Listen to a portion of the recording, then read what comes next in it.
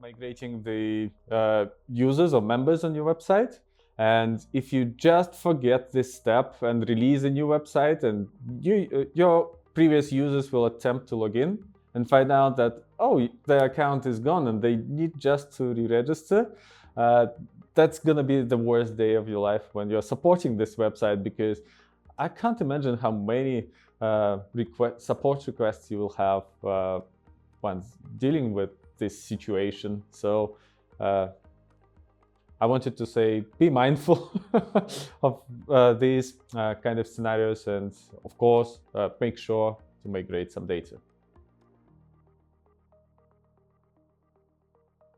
The main point they should start thinking about is, first of all, determine what are the client goals for migration. And depending on these goals, you can draw a migration path line. Because for some of the clients, the migration could be or is necessary to stay on the supported version of the product.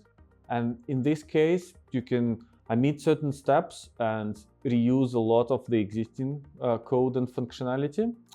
But if they're looking to, if they're locked on some features or their business can't move very quickly, then your migration strategy will be somehow different, because you would need to adjust, you need to learn more about their future requirements and how you can cater for them. And then you can adjust the migration path rather than to replicate exactly the same restricted solution experience by Kentico, which we all don't want to replicate, and allow for some breathing space for extra features that will be added in the future. Can't lie, will be scary, will make you feel scary, but there are ways how you can breathe easily and make yourself more comfortable on the journey. First of all, make sure you explore the possible migration tools, and Kentico provides within the guides section very detailed pathways how you can start the migration path. Make sure to dedicate some time to learn this. Of course, if you're coming fresh and new and you haven't done any migrations yet, if you will try for the very first time, you will probably fail. So that's why you need to prepare for this journey, and you need also to prepare your client for this journey as well. The first step is check out the migration documentation, check out the tools available, and make sure you at least try these tools. They may work really well for your cases, depending on what is the quality of the source solution and what is the quality of data there, and how much of this data you need to migrate. It may work not so well, but still will do a nice cut on your migration budget, because content migration will take a lot of time if it's done all manually. And any savings, like even 50%, 30%, will allow for extra budget for implementing new features and cut down the cost of the migration project. So second part is make sure to try out these migration tools, see which parts will fit your project, and if something is really missing there, which prevents you from or is blocking you from migrating, make sure to create an issue and reach out to Kentico engineers. If it will make sense, they will implement this feature and will make your migration journey even easier. This is the whole goal of the migration journey, and at the very first step, the migration guides will tell you, do your content audit. And it's better to do it together with the technical people who will be executing your migration. And since you outlined the very important pieces of content that you have to migrate as is, for the engineers, this will give a good sign that this content should stay there, and this is what they will be checking.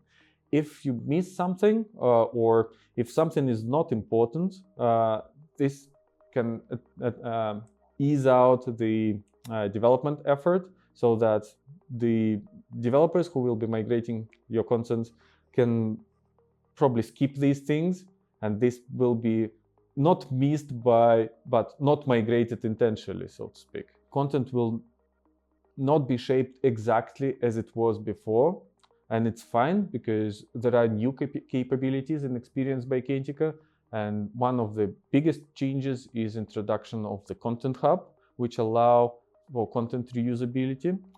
So don't panic, and even if your content doesn't look or doesn't structure exactly the same way as it was before, maybe it's for the good. And make sure that the technical architects working on your project just explain why they made this certain decision, and maybe if you understand these decisions, you will be happy. Migrate from the previous versions, from Kentico Xperience 11 to 13 to Xperience by Kentico. There's a migration tool for Sitecore and Sitefinity. And the fourth one, if your starting project is coming from a different platform, there's a one called Universal Migration Tool, which will require you to do a little bit of the homework before, so that you can prepare the content extract the content from the source in the universal JSON format. And if you match the format, consult with the documentation, of course, what the format should be. It will be as easy to import this thing. Remember, migrations now are becoming more and more sophisticated. So when you're migrating the existing DXP solution to Xperience by Kentico, there are more things to consider. It's not only about content migration, although content migration and code migration are still the biggest pieces, but there are much more things to think of, like users migration, marketing automation, email marketing, e-commerce, A/B testing, tracking and personalization, because most likely we will be migrating from the system which has these capabilities, and Xperience by Kentico has these capabilities as well, and we need to find a way and connect the dots how to map these things together, so that the content editors and marketing specialists who were working on the previous platform, when they just log in for the very first time in Xperience by Kentico, they're not lost and they don't feel like we have missed something or cut a significant part of their life.